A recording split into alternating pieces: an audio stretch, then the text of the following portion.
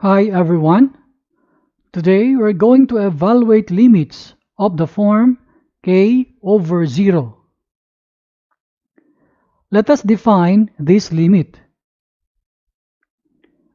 Evaluating the limit of a rational function, that is, the limit of the rational function f of x over g of x as x approaches a.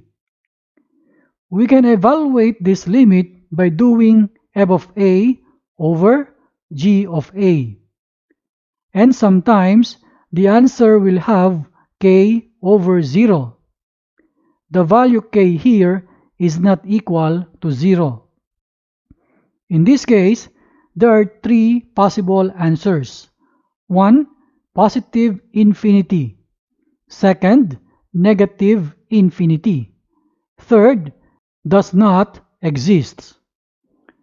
In order for us to know which of the three is the answer, we need to verify by three steps.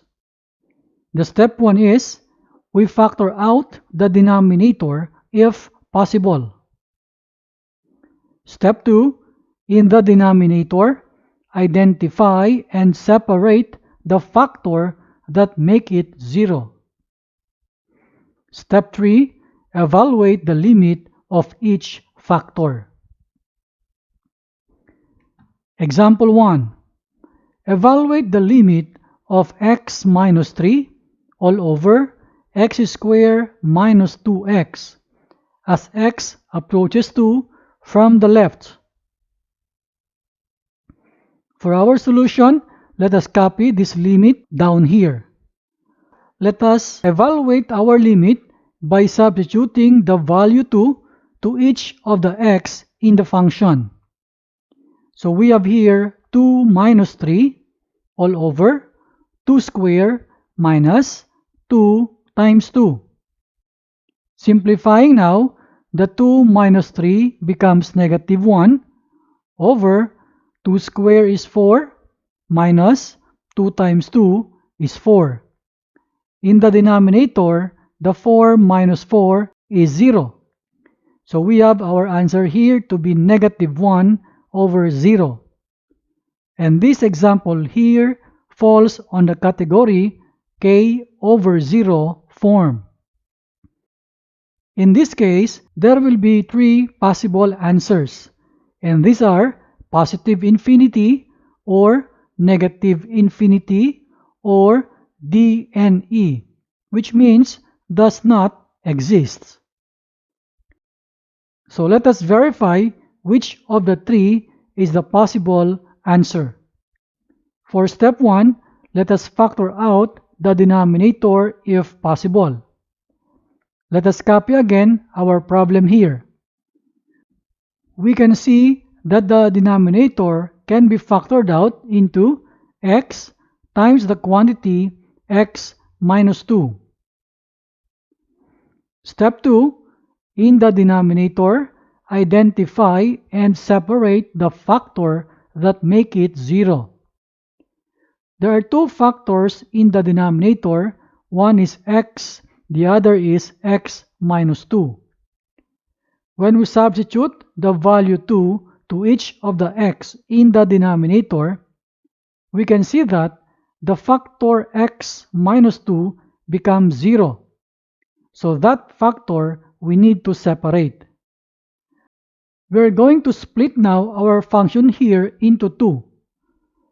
The first factor is the x minus 3 over x times 1 all over x minus 2.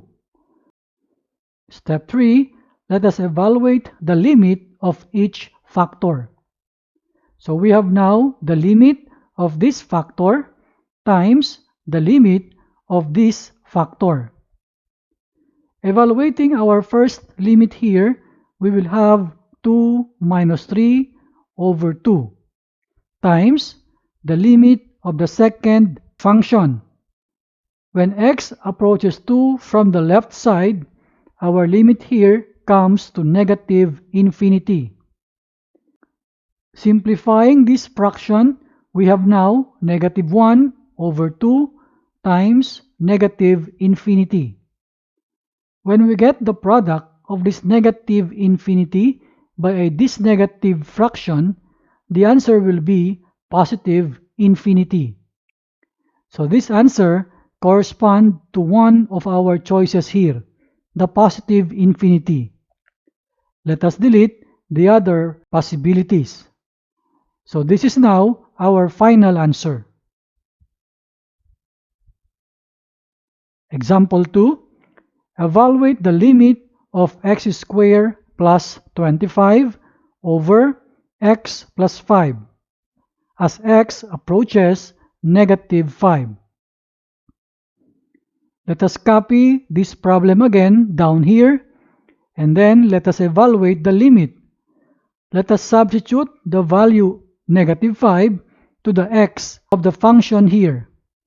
So we have now the square of negative 5 plus 25 all over negative 5 plus 5. Simplifying further, the square of negative 5 is 25 plus 25 over the denominator becomes 0.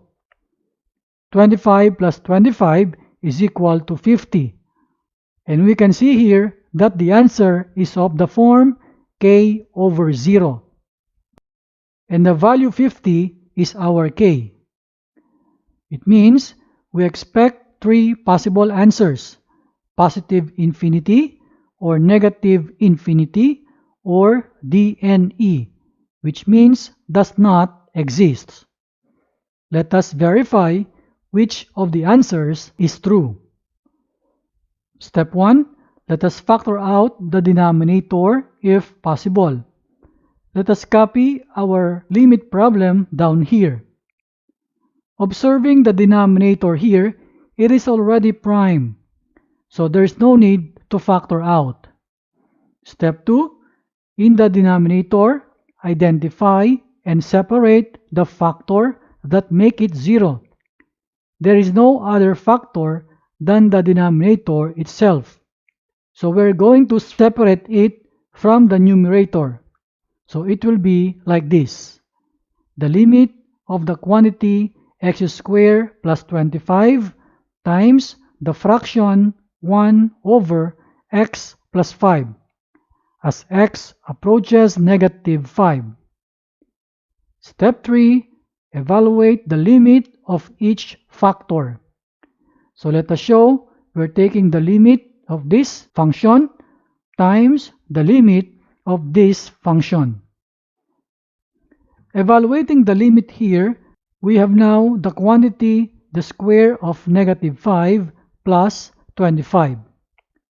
The limit of this function here will give us DNE, which means does not exist. As background, let us remember the one-sided limits. We can take first the right-hand limit of this function, and it is here. Evaluating this limit, we will get positive infinity, while the left-hand limit of the same function will give us negative infinity. In this case, we can see that the one-sided limits are not equal. As a rule, the two-sided limit does not exist. We may proceed by simplifying this part. The square of negative 5 is 25 plus 25. 25 plus 25 gives 50. This constant 50 multiplied by a limit which does not exist simply means the limit itself as a whole does not exist. This is now our answer. Let us delete the other possibilities. I hope you learned something from this video. See you again next time.